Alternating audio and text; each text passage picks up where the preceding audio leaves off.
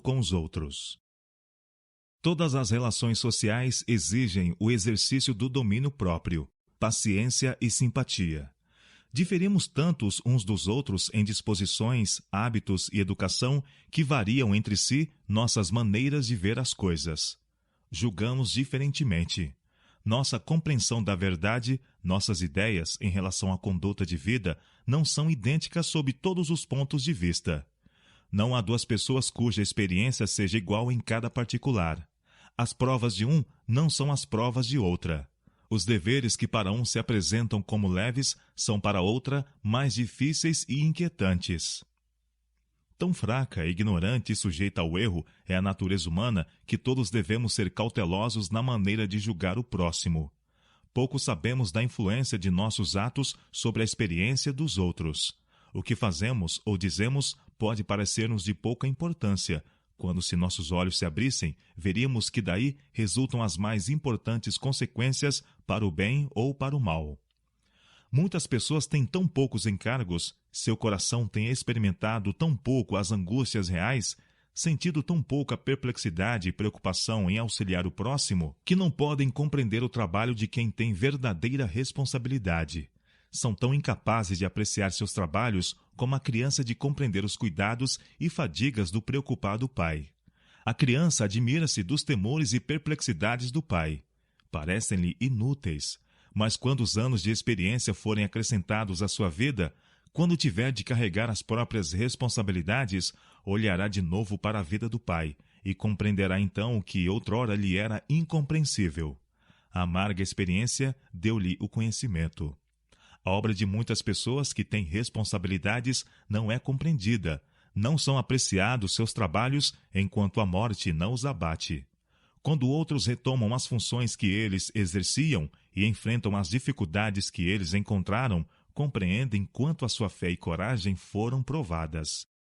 Muitas vezes perdem de vista então os erros que estavam tão prontos a censurar. A experiência ensina-lhes a simpatia. É Deus quem permite que os homens sejam colocados em posições de responsabilidade. Quando erram, tem poder para corrigi-los ou para retirá-los do cargo que exercem. Devemos acautelar-nos de não tomar em nossas mãos o direito de julgar, que pertence a Deus. A conduta de Davi para com Saul contém uma lição. Por ordem de Deus, Saul foi ungido como rei de Israel. Devido à sua desobediência, o Senhor declarou que o reino lhe seria tirado, e contudo, quão amável, atenciosa e paciente foi a conduta de Davi para com ele. Procurando Davi para lhe tirar a vida, Saul dirigiu-se para o deserto e sozinho penetrou justamente na caverna em que Davi, com seus homens de guerra, estava escondido. Então os homens de Davi lhe disseram: Eis aqui o dia do qual o Senhor te diz: Eis que te dou o teu inimigo nas tuas mãos, e far-lhe-ás como te parecer bem aos teus olhos. E disse aos seus homens: O Senhor me guarde de que eu faça tal coisa ao meu Senhor, ao ungido do Senhor. 1 Samuel capítulo 24, versos 4 e 6.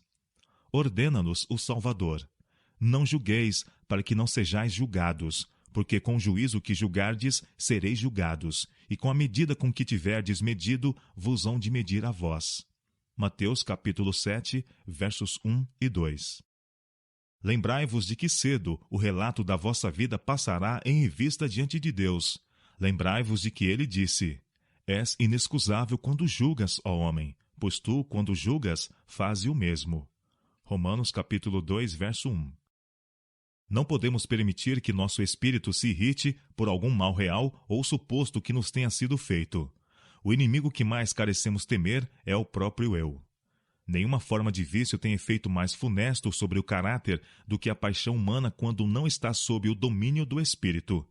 Nenhuma vitória que possamos ganhar será tão preciosa como a vitória sobre nós mesmos. Não permitamos que nossa sensibilidade seja facilmente ferida. Devemos viver, não para vigiar sobre a nossa sensibilidade ou reputação, mas para salvar almas. Quando estamos interessados na salvação das pessoas, deixamos de pensar nas pequenas diferenças que possam levantar-se entre uns e outros na associação mútua. De qualquer modo que os outros pensem de nós ou conosco procedam, nunca será necessário que perturbemos nossa comunhão com Deus, nossa companhia com o Espírito. Que glória será essa, se pecando sois esbofeteados e sofreis?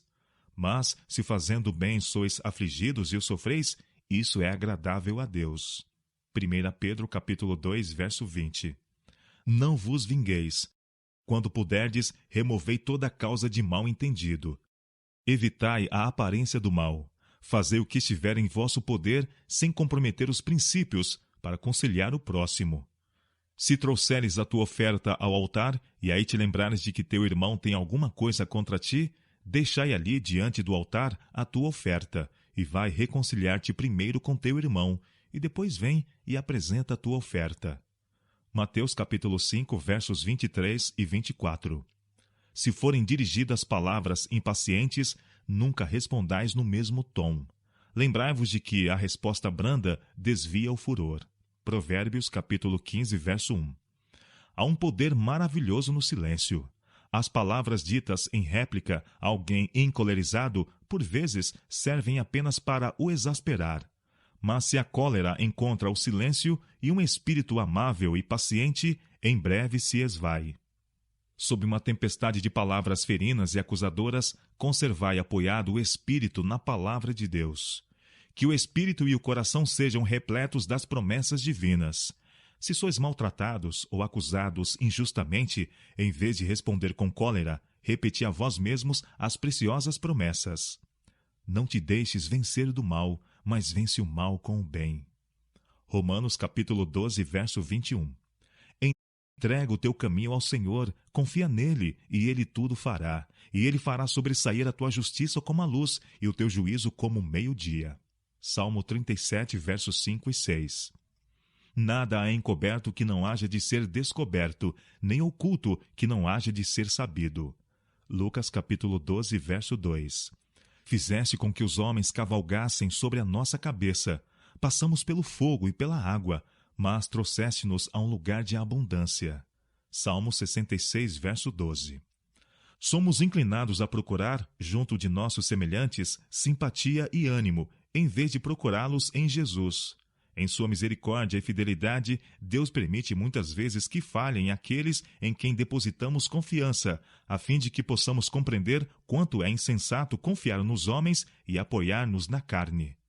Confiemos inteira, humilde e desinteressadamente em Deus.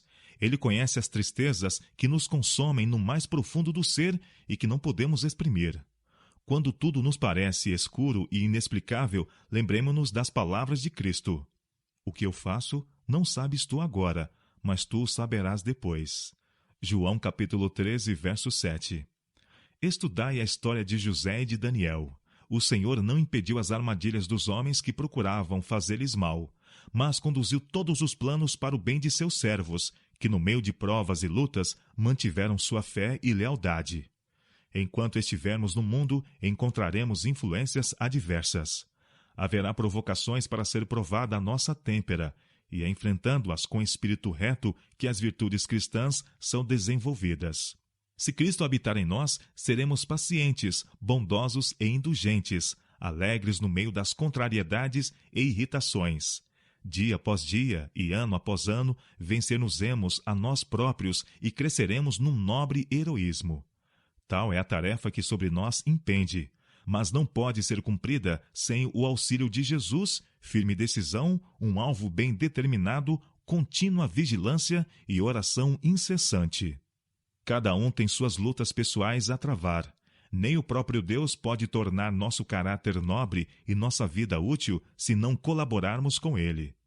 Quem renuncia à luta, perde a força e a alegria da vitória.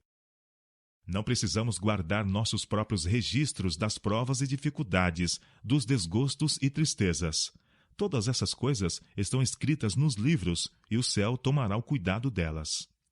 Enquanto relembramos as coisas desagradáveis, passam da memória muitas que são gratas à reflexão, como a misericordiosa bondade de Deus que nos rodeia a cada instante e o amor de que os anjos se maravilham, com que deu seu Filho para morrer por nós.